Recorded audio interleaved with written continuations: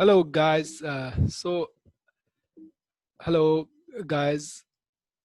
Okay, so we were doing this chapter, and we had done yesterday till here, till this place, the function of tongue, and today we'll talk about uh, other slides in this chapter. So we'll talk about salivary gland. As we know, salivary gland is present in the buccal cavity itself. And so we should know what is the function of salivary gland. Salivary gland is lubricant to the mouth. This is very important. It's some sort of lubricant. Think about this. When you're very thirsty, what happens at that particular time? You feel like everything is dry. You feel like nothing is inside in your mouth, right? So that's why lubrication is pretty kind of important. Okay, it helps in swallowing and chewing. Obviously, when you think about this, when you chew it, and when there'll be no salivary gland or saliva inside your mouth, it will be very tough, actually some sort of impossible to chew and even swallow. So and Obviously, I have talked about helps in chemical digestion of starch. There is an enzyme called amylase. This is very important for any state public service commission. Okay? So amylase works on starch, right? And it converts starch into uh, sugar.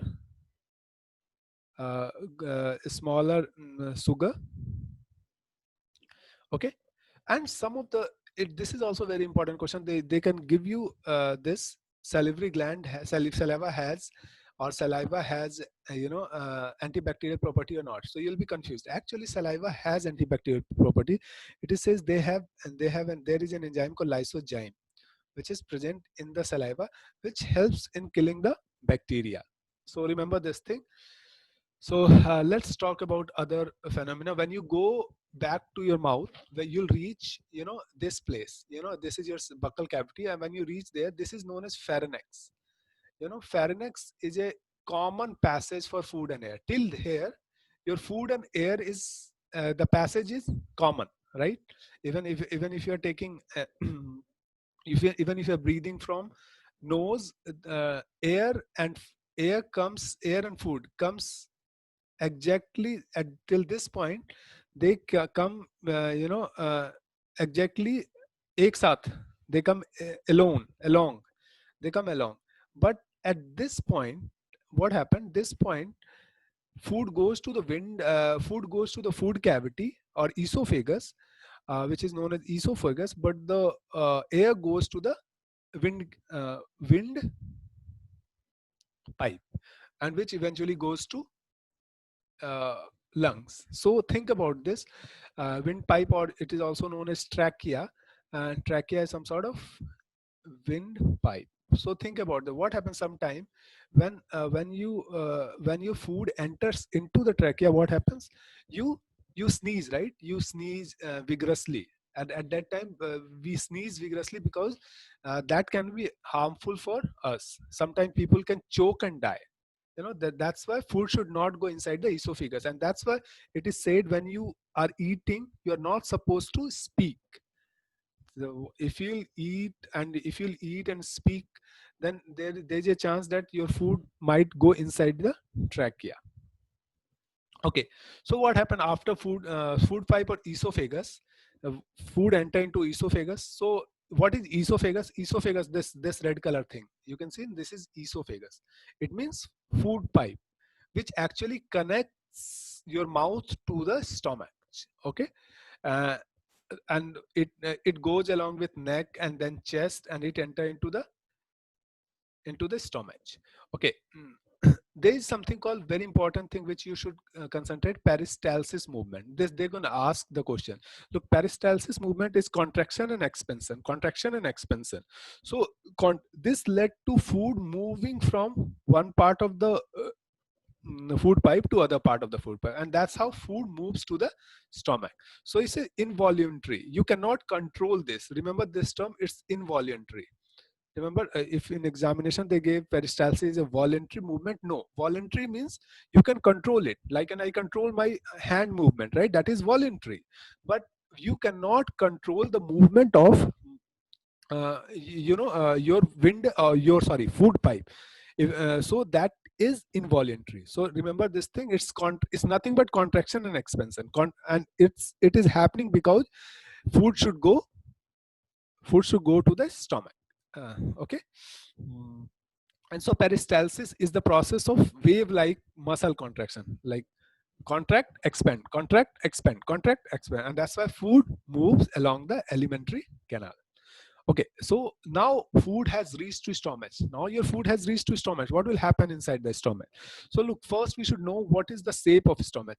If you see, the shape of stomach is some sort of J, right? This is J shaped organ, or it opens in small intestine. The food moves from food pipe to stomach, and then from stomach to small intestine. Okay, so what happened in the this stomach?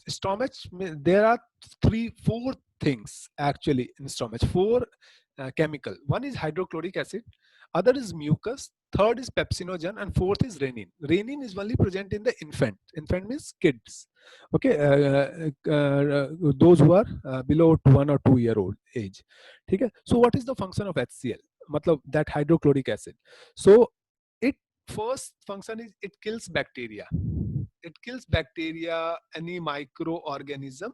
So bacteria or even virus, it kills bacteria or virus, because bacteria and virus cannot live in the acidic condition, right? And your stomach needs acidic condition.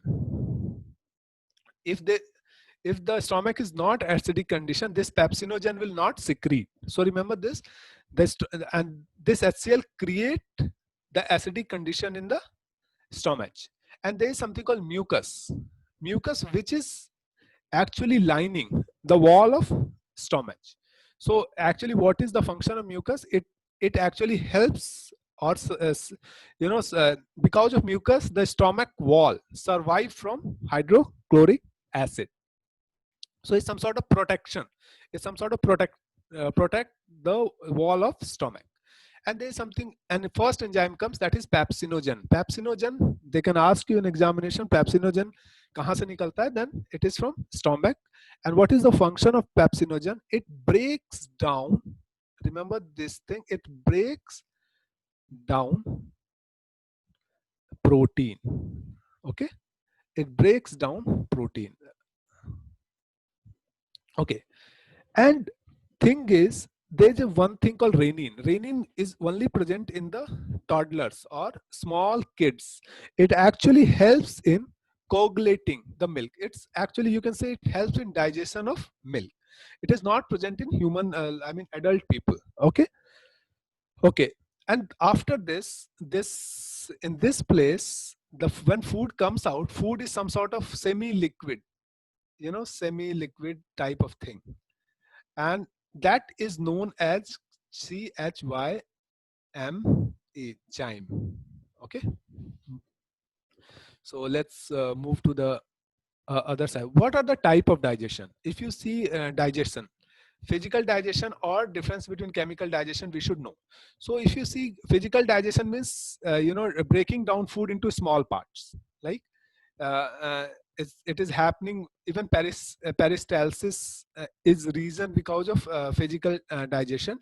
It involves the breakdown of food by rhythmic contraction of gastric muscle. The contraction and expansion of gastric muscle is happening, and that is known as physical digestion. But chemical digestion means it is happening because of chemical or enzyme which is present in the stomach.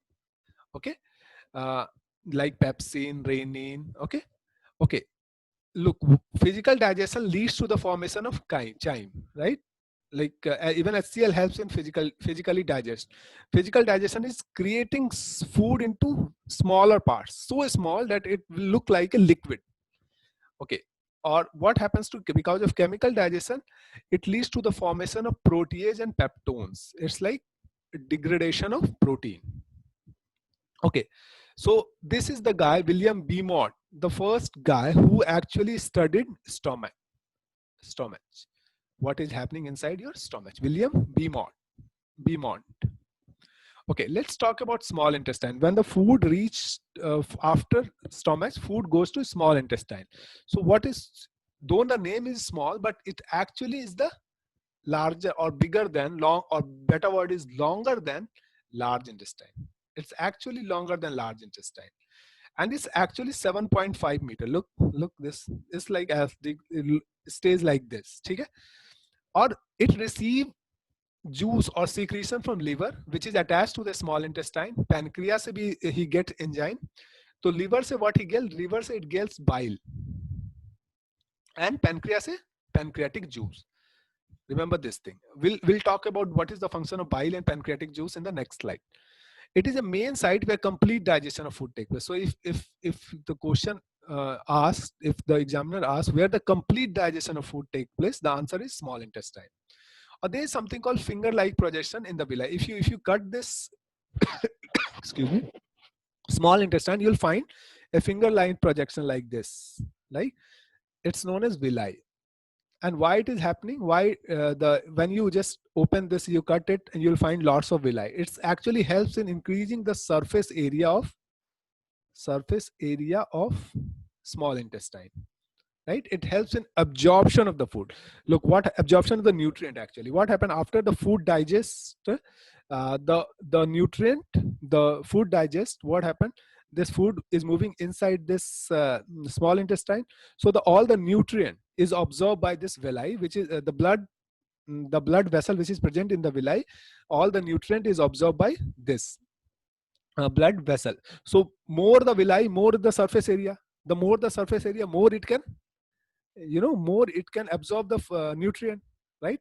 So villi helps in absorption and digestion of food in intestine. Okay, so this is the structure of villi.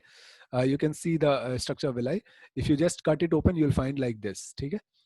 And some of the thing which you'll study in higher class, or for your state public service commission, we don't even need it. Okay.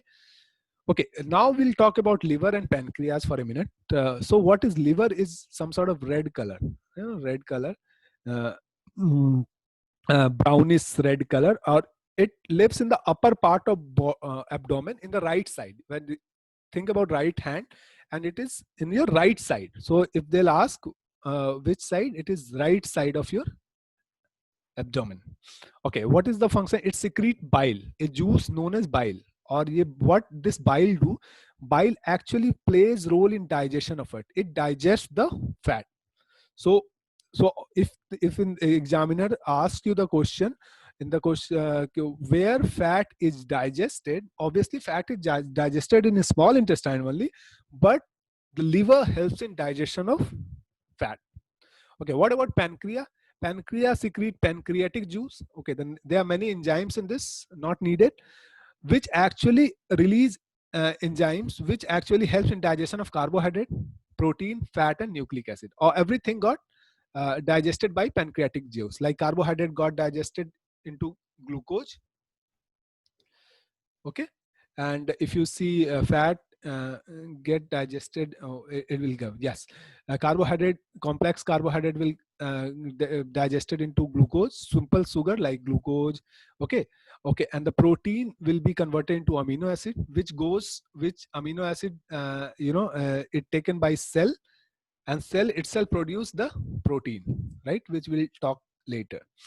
Okay, and then digestion of fat is happening in a small intestine with the help of bile, and it gets converted into fatty acid and glycerol, which itself get converted into sugar, small sugar. Okay, and which is stored in your body. Okay, uh, so let's talk about absorption of food. Look, absorption of food, where it happens in small intestine. Maximum absorption is happening in small intestine. So what is this? Look, I have already told you there is a villi, right? Villi in the small intestine, correct? When you cut open the small intestine, you'll find lots of villi. So what is the function of villi? It increases surface area, correct? It increases surface area. There are thin blood vessel in the thin blood vessel, right? There are thin blood vessel in the villi, which absorbs the nutrient of food. Absorb the nutrient, like which absorb the nutrient of the food. Okay, I hope it is clear. Which absorb the, and then this nutrient goes to different organ, like, okay, and different organ, and that nutrient get processed in different organs. Sometime that organ, if from amino acid, that organ form protein, right? Mm. And and from glucose, glucose mix with oxygen, glucose mix with oxygen, to form, to give energy. Okay, and carbon dioxide and water. This is carbon dioxide and water. Okay, so this process is actually absorption of the food nutrient in the small intestine is known as assimilation. So they can ask you assimilation. Okay, there is some problem with my board. So let's move on. And what happened then? Now food moves from small intestine to large intestine. Large intestine, though its name is large, but it is 1.5 meter long. If you see why it is named as large intestine, because the diameter of the large intestine is more than small intestine. Okay, diameter is of large intestine is more than small intestine. Small intestine diameter is this much, but this much. But the small intestine diameter is this much, but large intestine diameter is bigger. And what happened when it received undigested from a small intestine? Yahan pe what happened? It just absorbs water. All the water it absorbs from the food, remaining salt. It absorbs salt and undigested food from the undigested water and salt. It absorbs. Okay, water plus salt it absorbs from the food, and that's it. There's no not there's no digestion take place here. Okay, this is the small large intestine. Okay, and then the food enter into the rectum, where it gets solid waste material in the where the solid waste material of the food is stored, as in the form of semi solid feces, and it is finally removed from the body through the anus, and this process is known as egestion. So some of the question you should think, right? So which organ is primarily involved in digestion of fat? That is liver, right? Bile, because of bile. Okay. Which enzyme helps in digestion of milk protein in infants? Renin. Okay. Renin. Okay. What role do villi plays in absorption of nutrient? It increases the surface area and hence more absorption. Hence absorption increases. Okay. And where does the complete digestion of food take place? Small intestine. So guys, that's it for today. And we'll talk about other topic in the next class. So bye bye, enjoy.